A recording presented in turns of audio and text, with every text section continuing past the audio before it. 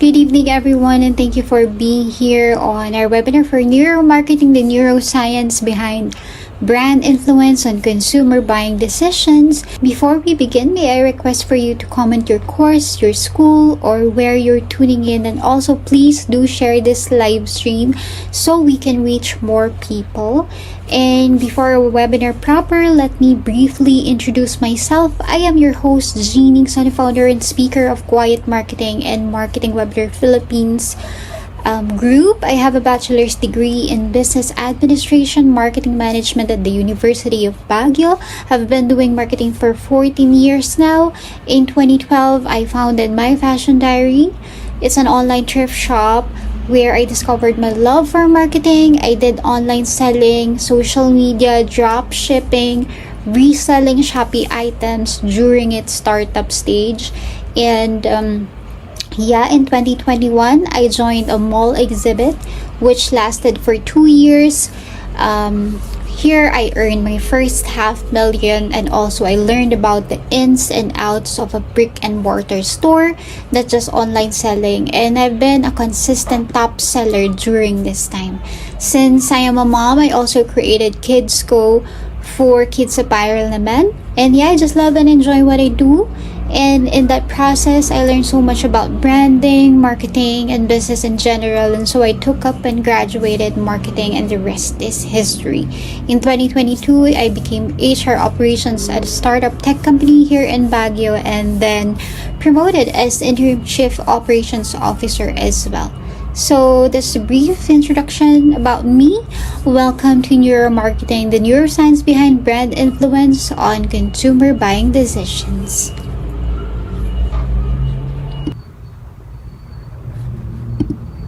Alright, good evening once again, and welcome to our webinar on Neuromarketing, the neuroscience behind brand influence on consumer buying decisions. I am your host, Jean Ingson, founder of Quiet Marketing. These are the topics that we're going to cover for tonight. The Coke and Pepsi paradox, the wine study, Nescafe Japan story, Apple and Samsung fMRI study, Amazon's one-click decision, IKEA's path, the grocery aisle, and of course the vocabulary of price. We have 7 in real urgency versus fake urgency, and of course what's changing now, AI and the access shift. So today, pag-uusapan natin bakit ba tinawag na neuromarketing, what is neuromarketing, what is neuroscience, and why do you need to learn about this as a marketer? Alam niyo ba na in 2004, a group of scientists ran an experiment. They gave people 2 cups of soda. No labels, no branding, just Coke and Pepsi. Coke in one, Pepsi in the other. So take note, no labels. So hindi nila alam which is which. And you know what? Interestingly, most people pinili nila ang Pepsi. So what happens is that they run another test again with same 2 drinks, same people. Except this time, before anyone took a sip, they let them see which cup was which. Okay, so naka-reveal na. And the result is nanalo ang Coke. And what's interesting again is it didn't won by a little but by a landslide. So ano kayang nangyari? Same drinks naman, same people, but nothing in either cup changed between the first test and the second. So what actually changed? So this is not a trivia, no? In fact, what happened in that experiment happens to you and to your customers dozens of times, and almost nobody notices it happening. So by the end of the night, you're going to start noticing, and once you notice it, you can't really unsee it in your own shopping, in your own marketing, in almost everything you've ever bought. Okay, so while the term neuromarketing was first introduced in the early 2000s, consumer neuroscience began to emerge in the 1990s pa lang. So it's when measuring your brain activity using functional magnetic resonance imaging, or the fMRI. These are machines that became more accessible in the 1990s. So meron ng pag-aaral bago pa man lumabas ang terminology. Consumer neuroscience examines fMRI scans and electroencephalogram measurements of people's brain activity when they are given or shown a stimuli, such as it could be advertisements, products, packaging, or something to drink. So it could also include verbal prompts to monitor reaction. So the brain activity seen on the scans shows what a person is feeling in that moment. And consumer neuroscience also includes physiological tracking, measuring facial expressions, eye movements, pupil dilations, heart rate, or other physical reactions people experience when given the stimuli. So ito naman yung EEG or electroencephalogram. Okay, so with eye tracking softwares naman, marketers can use heat maps to see what consumers are most drawn to in ad campaigns or websites, and the journey when they take to ultimately purchase something or disengage with digital assets. Okay, so the study in serving Coca-Cola and Pepsi to subjects in an fMRI machine, when the drinks weren't identified, the researchers noted a consistent neural response. But when subjects could see the brand, the part of their brains associated with emotions, memories, and unconscious processing showed enhanced activity, demonstrating that knowledge of the brand altered how the brain perceived the beverage. So the Coke and Pepsi paradox is a famous test that shows people prefer Pepsi in blind sips, okay? But when labels are visible, the brain scans show the ventromedial prefrontal cortex lights up for Coke. So, yung memory natin with Coke, with cultural history changes what the brain actually experience as pleasure. So, when the brands were visible, nanalo na yung Coke because of the cultural history. So, the primary factor that evokes these powerful brand memories is cultural conditioning tied to universal emotion. When people see a brand like Coca-Cola, their brains are not just processing a soda logo. They are retrieving decades of carefully crafted positive life association. No? So, yung human brain natin, that it encodes memories more deeply when they are attached to high emotional states. And the factors that trigger this recall are emotional anchoring. So, yung mga brands that connect their product to meaningful human experiences such as Coca-Cola, historically, it avoids marketing just the taste or the ingredients itself. Instead, what they do is that they market joy, family, togetherness, holidays like Santa Claus, and nostalgia. And of course, sensory cues, hindi mawawala. Yung distinct red color ni Coca-Cola, and even the bottle shape, the contour bottle shape, and even the sound of a popping can act as a sensory keys that instantly unlock those stored memories in our brain. And of course, extreme consistency. Decades of identical messaging build incredibly strong neural pathways, and over time, the brain fuses the concept of happiness with the concept of the brand. Okay, so mas naaalala natin ang mga commercial or advertisements ni Coca-Cola, especially for us millennials who were used to watching TV commercials, no? Sa Gen Z kasi, especially yung mga younger Gen Zs natin, they are not that exposed to TV commercials anymore, unlike the millennials. So, those are the difference. Now kasi, mga ads, pwede mo na siyang skip, or you can pay premium just to skip these ads. So, I don't know if you're as much as exposed as millennials do, but it's not the matter of generation. No, we're just tackling, or we're discussing how Coca-Cola built that trigger factors for recall on the human brain, such as mentioned natin, emotional anchoring, sensory cues, and extreme consistency. Okay, so the known factor why Coca-Cola was chosen is that the brain scans revealed exactly how this works mechanically, no, without the label, yung sensory input. When tasting blindly, a pleasure center called the ventral putamen lights up sa brain natin. This area handles immediate sensory gratification, such as yung physical taste of sugar. In this blind test, a Pepsi often wins, but when the brand labels are revealed, so pupunta na tayo sa cultural input. When the Coke label is shown, the brain activity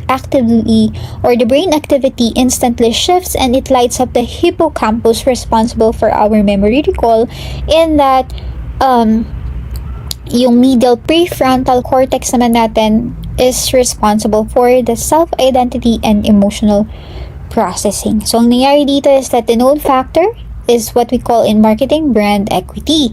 The brain values the emotional warmth and personal identity of the brand more than the physical sensation of the tongue.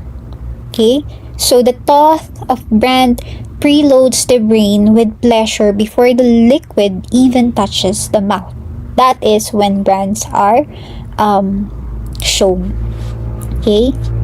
Okay, so there's another example, no? Meron din ginawang wine study. There's a wine study where a wine store played background music. So the music is the stimuli here. Okay?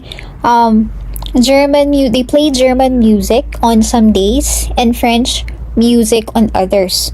So nothing else changed.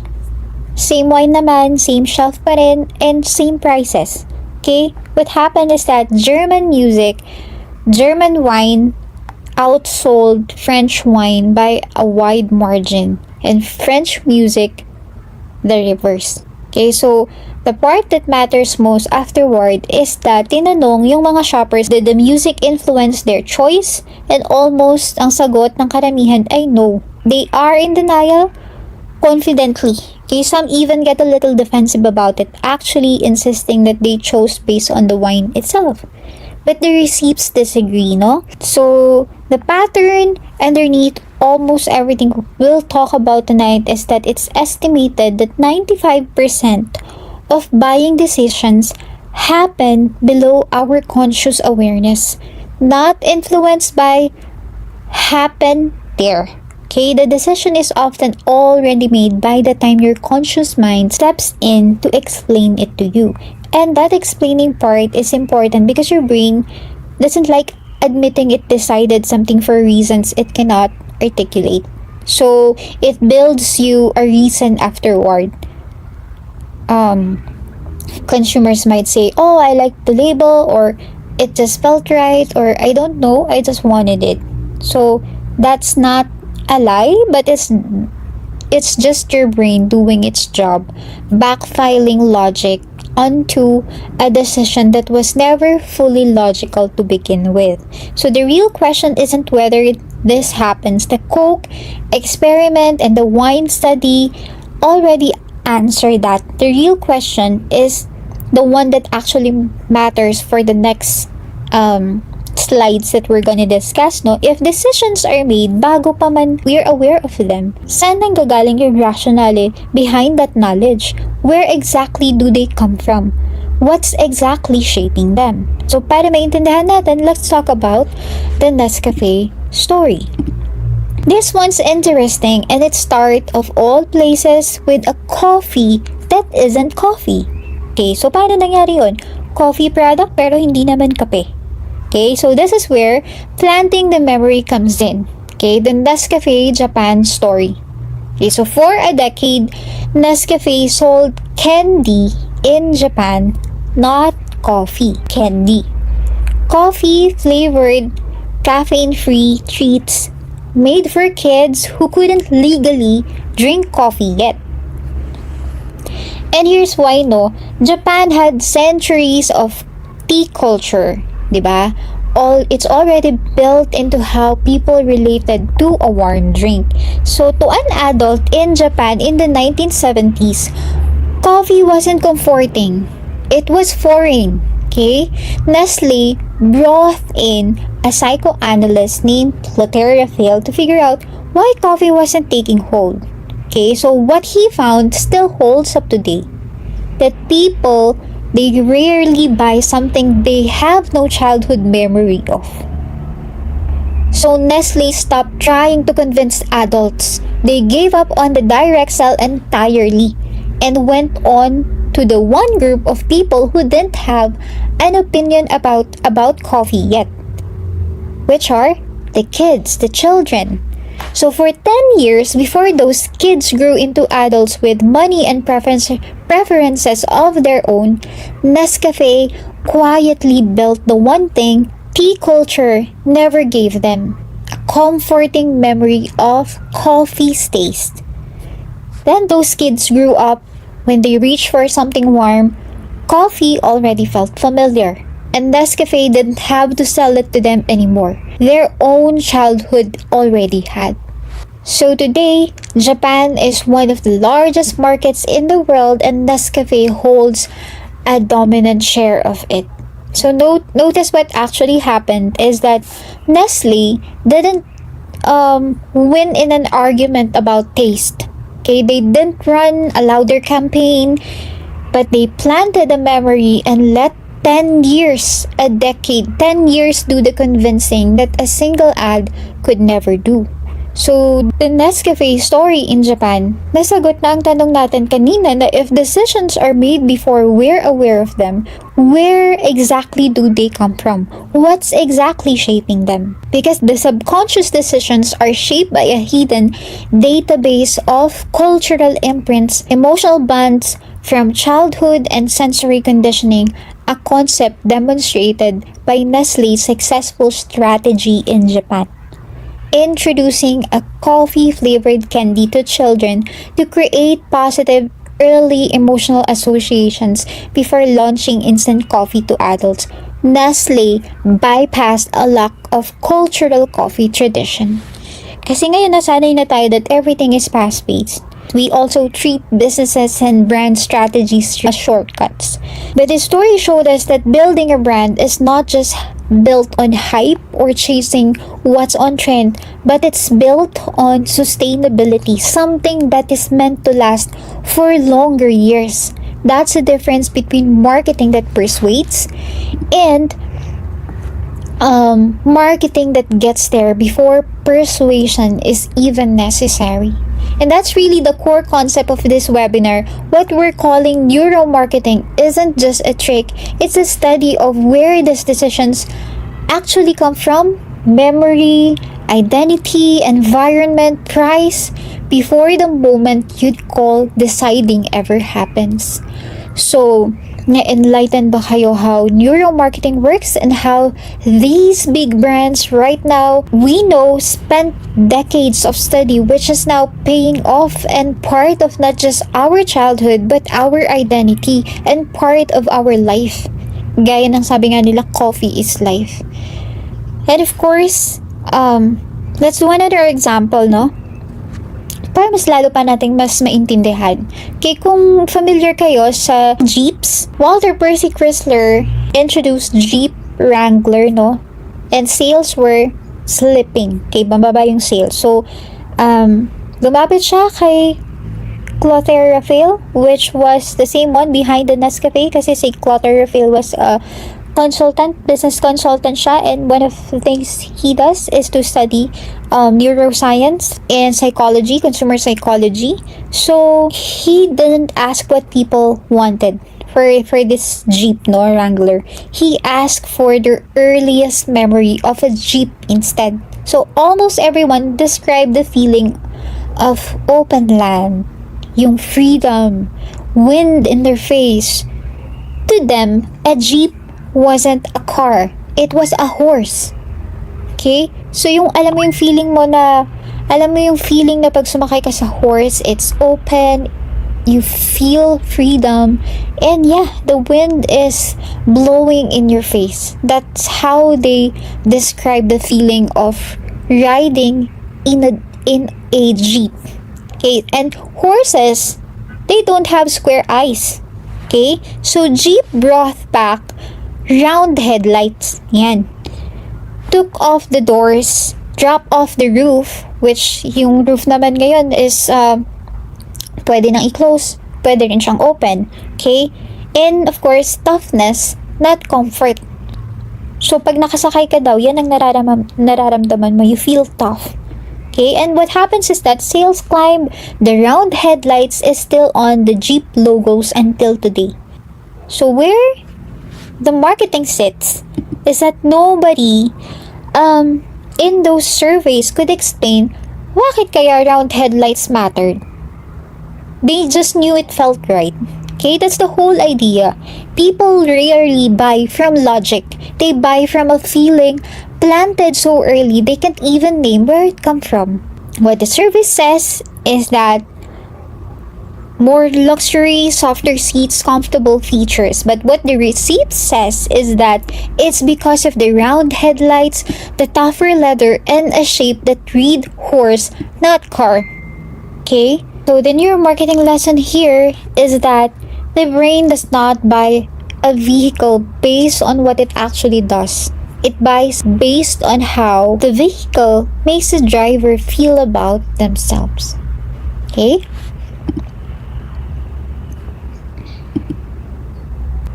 After all of our stories, let's now move to defining what neuroscience is and what neuromarketing is. Neuroscience is the scientific study of the nervous system, the brain, the spinal cord, and peripheral nervous system, and everything running between them, its functions, and what happens when it doesn't work the way it should.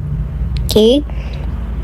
Now, neuromarketing is the study of how the brain and the nervous system respond to marketing messages like products and ads. It mixes brain science, psychology, and business to see what people truly want and feel. So, it's a discipline that combines concepts from marketing and neuroscience or psychology. So, ang difference with traditional marketing is that traditional marketing tries to understand the consumer decision-making process from a conscious viewpoint, whereas neuromarketing aims to understand a consumer psychological behavior. So, how does neuromarketing actually control our choices? So, it uses 4 specific brain languages. So, we have the reptilian brain, system 1 and system 2, environmental priming, and the dopamine loop. Okay, so here is exactly what is happening inside your head. Okay, so may mga multimedia students din tayo na mga attendees today, and of course, makaka-relate kayo when it comes to visual patterns and symbols, especially for designers, creating for web designing, graphic design. Yung reptilian brain natin, this is the language of the brain that heavily drives the branded side of the Pepsi paradox. Okay, so how it, or the Coca-Cola and Pepsi paradox is how it speaks is that the physical sight of the iconic Coca-Cola script and bright red color acts as a massive symbolic trigger. So, mahalaga to. Of course, atin din mga marketers, anyone that is into advertisements, into creating campaigns, into creating designs, it matters because the primal brain recognizes the brand symbol instantly, and it triggers a deep-seated cultural identity. Okay, I'm a Coke person. So this symbolic recognition is so powerful that it physically alters how the brain processes the liquid, overriding the raw sensory data from the tongue. Okay? So mas nananalo kay reptilian brain yung visual patterns and symbols. Okay? Now, with system 1, These are the speed and emotion. So this is the primary language of kay Nescafe strategy naman. Nescafe Japan strategy is that System 1 relies on emotional imprinting and familiarity. Okay, so Nestle didn't try to logically convince Japanese adults to drink coffee. Instead, they used coffee candy to build a fast, automatic association with childhood comfort and sweetness. Okay, and the result? When those children grew up, the smell and taste of coffee felt safe, felt warm, and familiar. Okay, so System 1, it chooses what feels safe and familiar automatically, bypassing the need for rational deliberation. Sa System 2, siya yung rational deliberation. Mas matagal siyang mag-process.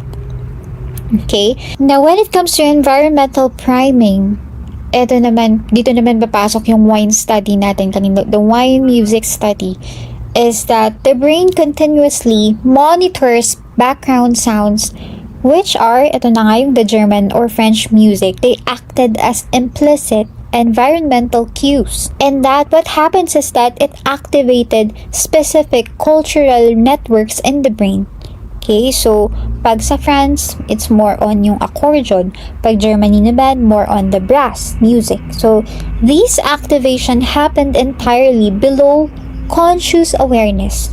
Okay, hindi alam ng consciousness natin na that's what is happening, why we're choosing a certain product. It happens subconsciously. So, directing the shopper's hand toward a matching bottle, whatever the music is playing at that moment. So, priming a cue that shapes a decision before it feels conscious. Okay? Now, yung dopamine loop naman natin is that this is the language that drives the blind test side of the Pepsi paradox. So, yung when the tongue encounters sugar, which instantly signals a caloric reward to the brain. So, pag blind test siya, panalo si Pepsi. So, it's because it delivers a slightly higher sugar hit, which triggers a sharper spike in the pleasure center or yung ventral putamen natin. The brain chases this chemical currency of immediate sensory gratification when no other brand context is available. Pwede natin gawing example ang social media. Okay? Using this 4 mechanism. Okay? So, TikTok uses all 4 brain languages at once and for reptilian brain. Okay? Anong ginagawa ni TikTok? The app targets your primal your primal sight. Full screen videos, di ba? It captures your eyes. Ngayon, kapag nag-scroll ka ng video, more on close-up ang human faces. So, they stare right at you. Okay? And then, constant motion triggers survival instincts to look. Okay, now when it comes to System 1 and versus System 2, so we're talking about speed, no? Ngayon, with TikTok, infinite scrolling siya. Okay, it requires zero mental effort. And then of course, fast-paced din ang mga videos. It gives you no time to reflect. So when you're doom scrolling, di ba? Ganyan, scroll ka lang ng scroll. And also, pwede rin namang immediate. Kasi nga, itong speed ang pinag-usapan natin when it comes to System 1 and System 2. System 2, mabagal siya. System 1, mabilis. So, immediate emotional hits make you laugh or it makes you cry. Depende sa pinapakita sa'yo, sa FYP page mo. Cognitive ease is that it makes your navigation feel completely natural. Okay? And like pag sa ibang mga apps like Facebook, it's so noisy. Okay? This one with TikTok, it's infinite scrolling lang. Okay? So, nakafocus ka lang sa screen mo. Now, when it comes to priming, paano nangyayari ito sa TikTok? The background setup guides your mood. Okay, so, yung priming nangyayari siya sa mga trending audio tracks, repeat across many videos. Diba? What you call this, yung mga recycled videos. For example, may nag-trending, then gagamitin din ng iba.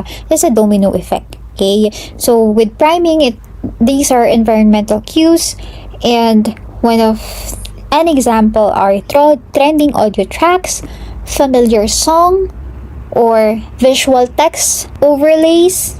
Kaya mahalaga din na yan ma-explain natin because again, we have multimedia arts student as well na pinag-aaralan yung mga ganito, color psychology, visual text, typography, and everything that is related with design or multimedia. Sound effects as well. Cue that your brain expects either fun or anything, no? Now with dopamine loop, TikTok app functions like a slot machine. Okay, every single swipe mo is a blind gamble. Bakit ka ba nag-i-scroll? Kasi yan yung nire-release ng brain natin, ang dopamine, no? You're expecting more. So, hindi ka natatapos. Scroll ka lang ng scroll. Hindi mo na malayan. It takes 2 hours ka na pala or 3 hours ka na palang nag-i-scroll.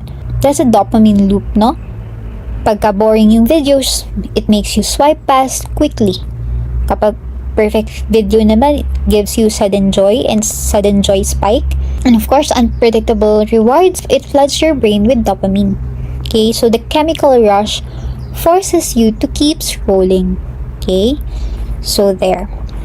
I hope na naintindihan natin yung 4 mechanisms of neuromarketing, know how it happens. And then of course, gaya nga ng mga nabanggit natin kanina, there is what we call applied neuromarketing and the active neuromarketing. So, yung active neuromarketing, yung mga pinakita natin kanina, which are the fMRI, EEG, and also yung mga eye tracking natin devices and biometrics, and predictive AI, na which is ginagamit na ngayon, which trained decades of lab data, no, sa mga AI na ngayon. So it predicts where a person will look without a person in the room. So let's talk about first dito sa applied marketing. So pag sinabi natin applied marketing, when research and studies experiments are done, ito na yung applied marketing. No need na silang gagamit ng mga machines. So using knowledge that already exists, no machines involved. So there are really 2 ways to get used in practice of the neuromarketing, which is the applied and the active neuromarketing. How does applied neuromarketing works is, number 1, we have the frictionless design. For example, yung mga easy read websites, they come as more trustworthy. Knowing neuromarketing, you can now apply itong neuromarketing sa inyong paggawa ng mga websites, ng mga designs, UI, UX, user experience as well. And then for smart pricing, no, yung smart anchoring natin, ayan. So, meron pala siyang psychology behind that, no? And it actually backs up yung neuromarketing study natin that a high original price next to a lower one, price anchoring makes the lower price feel like a discovery.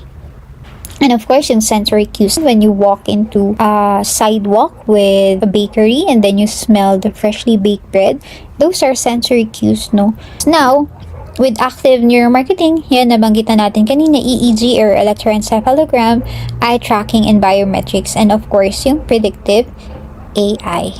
Meaning, they use actual hardware or machines. Okay? It's lighter and more accessible than it used to be. Now, ang problema is that, the lab is accurate, but it's also slow, expensive, and unnatural. So, with the fMRI study, yan, kadalasan ng mga gumagawa ng fMRI study or yung mga gumagamit ng active neuromarketing or the big brands, yan, kagaya ng mga nabanggit natin kanina. Because they have the budget, no? So, tayong mga brands ngayon, mga small businesses, we just use yung applied neuromarketing work, wherein we base our marketing efforts and our marketing strategies based on proven and tested studies and experiments and research. Okay, now we move on to our next topic, which is brand as identity. So, example of it is the Apple and the Samsung, which also used fMRI study. Kung tatanungin kayo, is there a brand you genuinely defend in an argument? Because obviously, yung mga Apple users and Samsung users, I kinda like they're debating, no, about these smartphones. And when there is an argument, no, sometimes the users, it feels like it's an attack when someone criticizes yung brand like Apple or like Samsung. So, if the answer to my question is that if you feel defensive about a certain brand that you love, or if you're a user of, for example, yung Apple nga or Samsung, that's not just a sense of brand loyalty in traditional sense. It's actually brand identity. Okay? Because there's a research on Apple users that makes this even more literal. Kapag ka daw pinakitaan ng bad news ang mga Apple users about the Apple brand, their brains lit up in regions associated with responding to bad news about someone close to them. Okay, so not a product they own, someone they know. It's associated with that. So separately, in a study comparing Apple and Samsung, researchers found that something almost the reverse of what you'd expect. Strong Apple users showed less analytical brain activity and more on emotional response when they are evaluating Apple products compared to how they evaluated competitors. So, less thinking, more feeling, and for their own brand. So, marketers spend years trying to build trust, but what Apple built is closer to that, no, closer to trust. And because this is where a lot of people can get the wrong lesson from this story of Apple, no, the takeaway, it doesn't make people obsessed with your brand. The takeaway is that the smaller and more useful than that identity, it's not built through better features. It's built through consistency long enough that a brand stops being something someone chooses and starts being something they belong to. So brand as identity, that's not something you engineer in one campaign. It's something you earn in the same slow, patient way Nescafe earned coffee. Except instead of planting a memory, you're planting a sense of, this is who I am. So brand as identity explains a lot, but it doesn't explain everything, because loyalty gets you chosen when there's a choice to make. What about the moments there's barely a choice at all? So when you're buying something that takes less effort than not buying it. Okay, so the next is we have the Amazon one-click decision. So it's removing the friction and gratification. Amazon's one-click ordering wasn't built as a convenience feature. It was built as a decision about friction. Deliberately, it was engineered to remove every one of those chances. So think about the last time that you abandoned a cart, a close tab, or close a tab because checkout asked one question too many, or wanted you to make an account first. Ang dami-daming pinapagawa sa'yo. Ang ending is abandon mo na lang siya. So ito yung sinosolve ni Amazon's one-click checkout. What happens there is that was your brain protecting you from a decision it hadn't fully committed to yet. And friction gave it the opening to back out. Okay, so yan ang sinisolusyonan ni Amazon. Every step you remove is one less opportunity for your customer's brain to talk them out of it. That's not manipulation, that's just respecting how the mind actually works instead of fighting it. And friction doesn't just apply to checkout buttons, it applies to how long it takes someone to understand what you're offering. Okay, if a customer has to work to figure out what you do or why it matters to them, you've already introduced friction. And every second of confusion is a second where their brain can find a reason to leave. Okay, that's why, for example, in my webinars, I make it as simple as possible. Isa lang yung form ko for everything. There is no complicated signing up. And you just decide whether this is something for you, it's a good fit for you, or it's not. You decide right away. And now you're here. Okay, so every second of confusion is the second where their brain can find a reason to live. So, ang gist dito is simplicity isn't a nice to have, it's a friction removal strategy. Okay, so the next time you're going to do an offer, make it simple, avoid the complexities. Okay, now we've talked about what happens in the brain. Now let's talk about what happens outside it, because some of the most effective neuromarketing in the world isn't in an advertisement at all. It's in the room you're standing in. Okay, so we have The environment is the story, IKEA's path. I don't know if you've ever been to IKEA before, but what we're seeing on videos is that IKEA stores are built around a single force path. So you don't get to cut across the section you want. You walk the whole route every single time. So sadya siya. It's deliberate exposure, and it works because something we call the IKEA effect. People place more value on things they help build.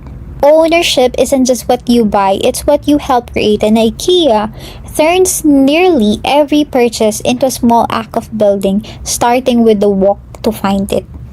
Ownership, meaning floor plan of IKEA stores are designed to keep you moving. It's the direction moving towards at the end, making sure that you don't skip anything.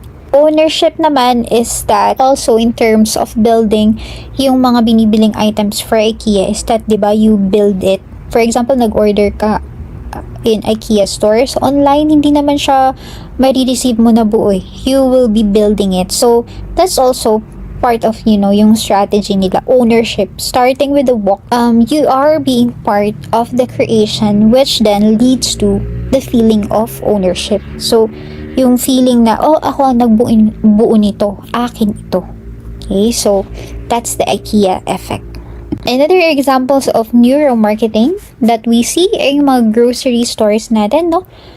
They have their own version, is that pagpapasok ka, I don't know if it happens to other places, but specifically here in Baguio, for example, in SM Supermarket, when you enter the grocery store, ang first thing na makikita mo in the entrance are the produce. So, yung mga vegetables, fruits, yan. And it's put there on purpose. It primes a healthy mindset, which oddly makes the rest of what ends up in your cart feel more justified. So, yun daw yung the neuroscience behind that. Okay, so also, yung shelves at eye level are sold to whichever brand pays the most. Okay, so di ba meron tayong, napag-aralan natin yan sa marketing, nagbabayad ng mga slotting fees for the shelves, di ba? Na pagka daw ang shelf is eye level, mas high chances na pipiliin yung product that is on that shelf. So, eye level.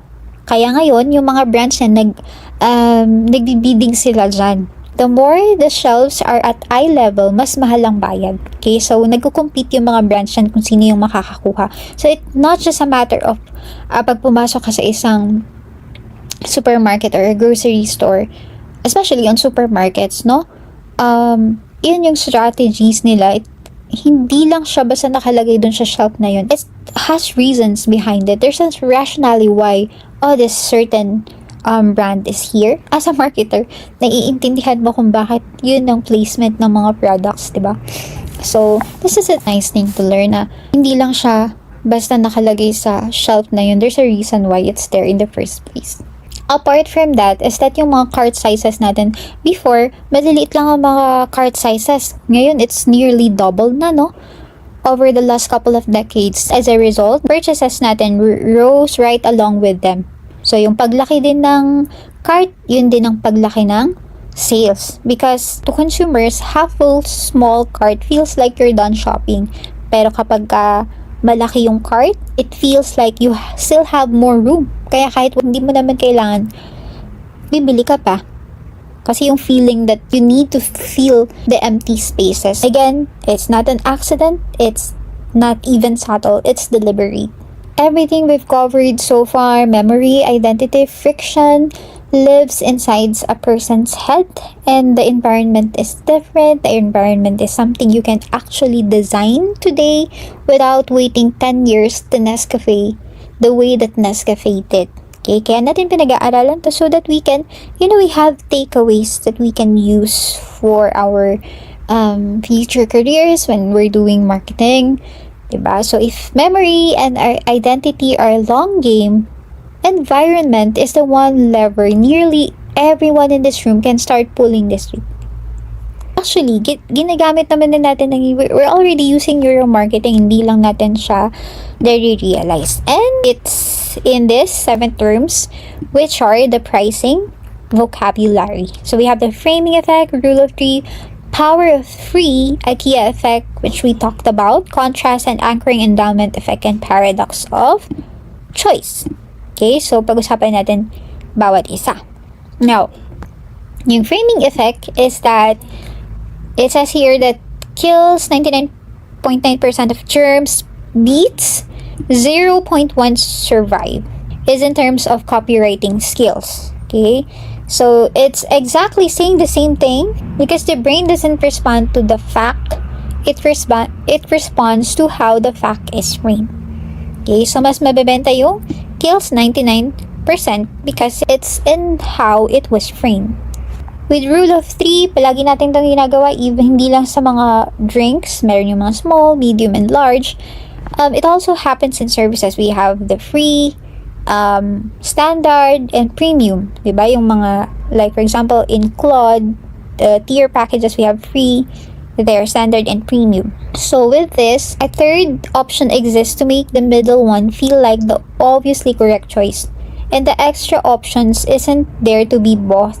It's there to be compared against at. Okay, so for the power of free naman, the word free triggers an immediate hit of dopamine. Yan naman yung pinag-usapan natin kanina. Your brain perceives a massive emotional upside because it feels like you are winning something from nothing. So, mas mahalaga sa kanila yung sa consumer ang word na or ang term na free more than the total itself. Okay, so that's the power of free. So, yan. Depends where you're gonna use that in your marketing. The IKEA effect, pinag-usapan na natin kanina. Build it yourself gets valued higher than the identical pre-made version. So, di ba, yung binanggit natin na kanina that when you order something, like for example, a table, when you receive it, you're the one who's going to build it. So, that's part of the IKEA effect, that where you feel that you own a version of this brand.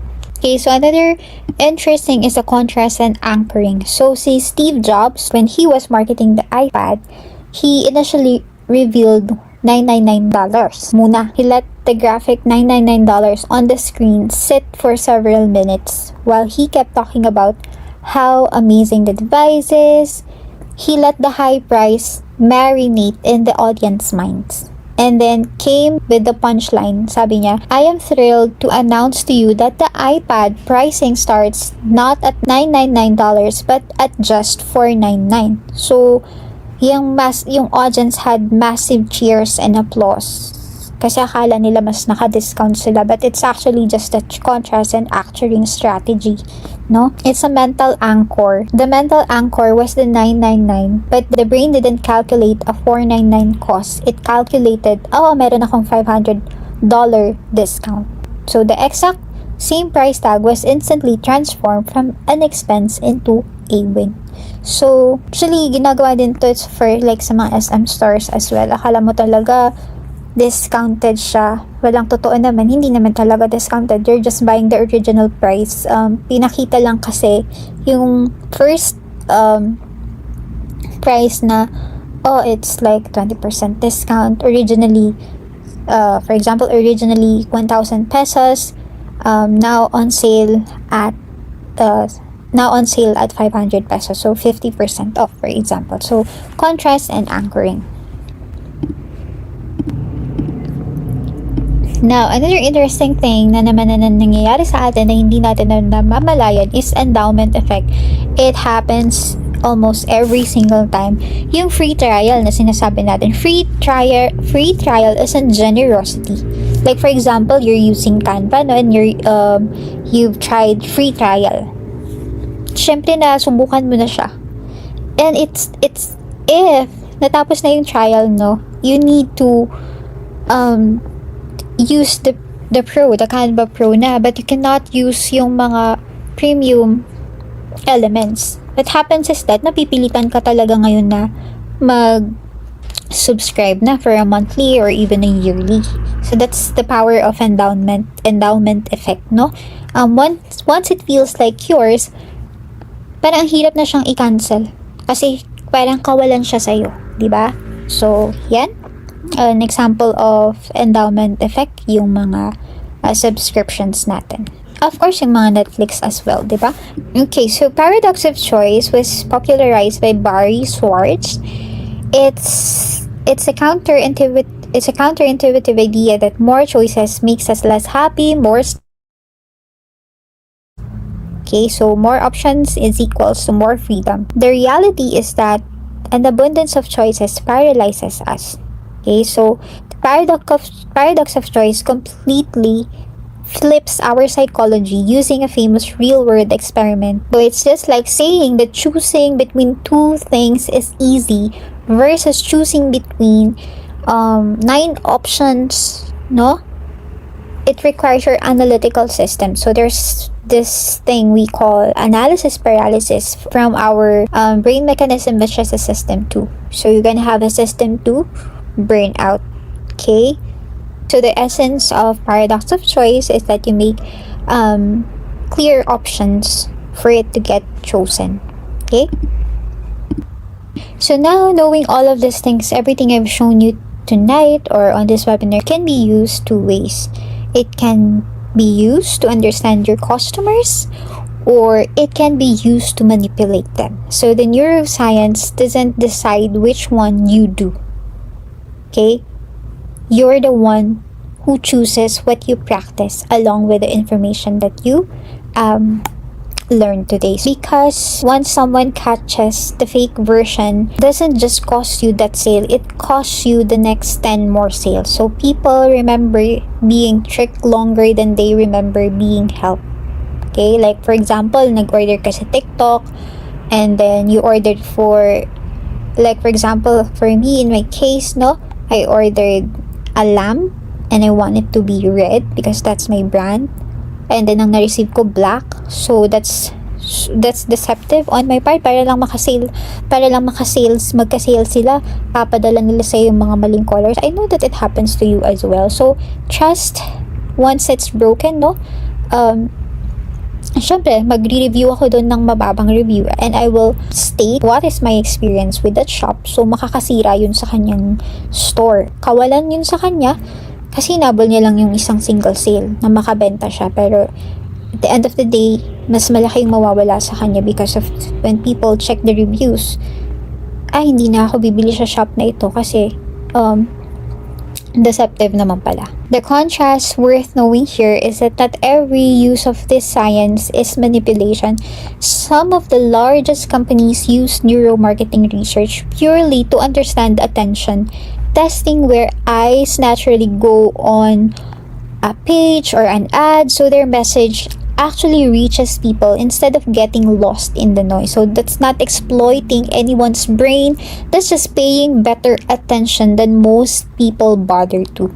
The point here is that it was never about the brain can be exploited, so exploit it.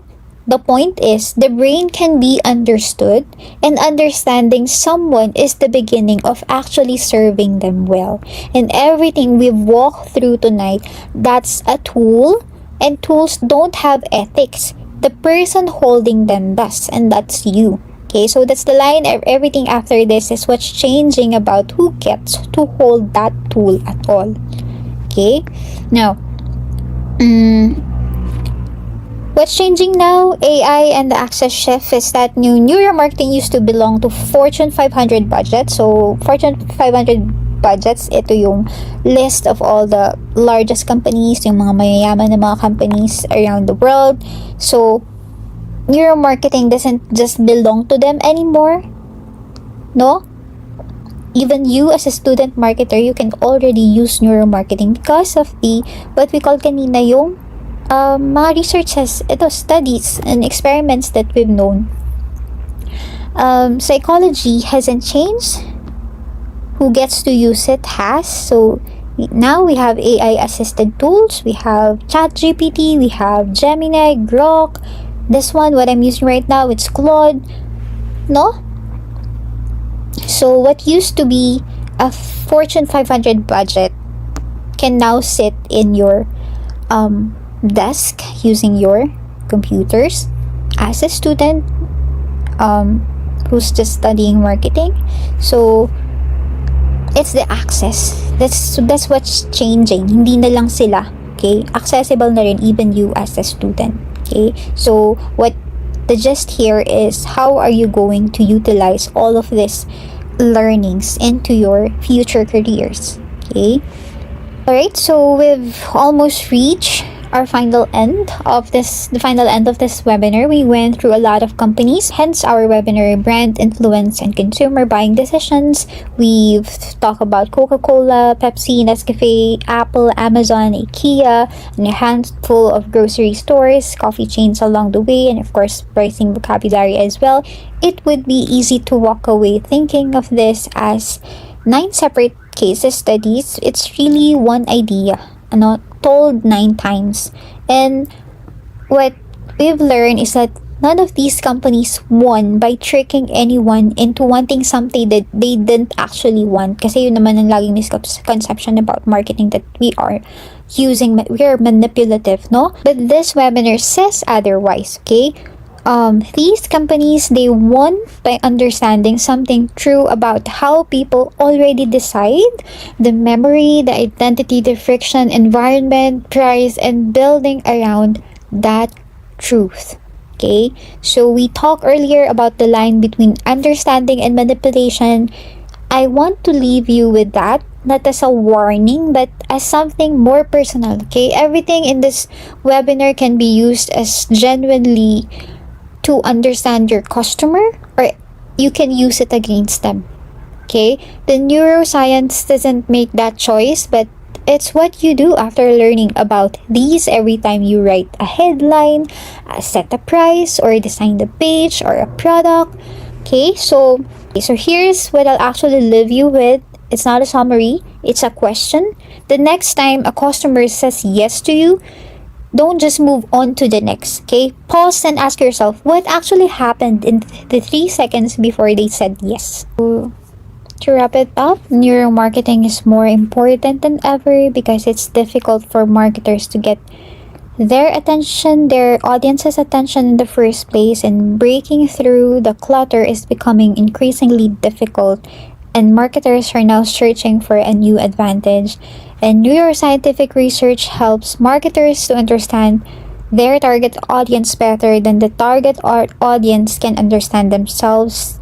And this leads to better marketing tactics and increased sales. So it has been quite essential for modern marketers to know about neuromarketing. So that wraps up our webinar for tonight. I'll be seeing you in the Google Meet, so you may now enter our Google Meet, which is posted in the chat. And of course, once again, thank you so much for being here. I'll see you on our next webinar. Please do check on our Google form to see our upcoming webinar schedules. This has been Jeannie Son, your webinar host, saying adios. Have a great night.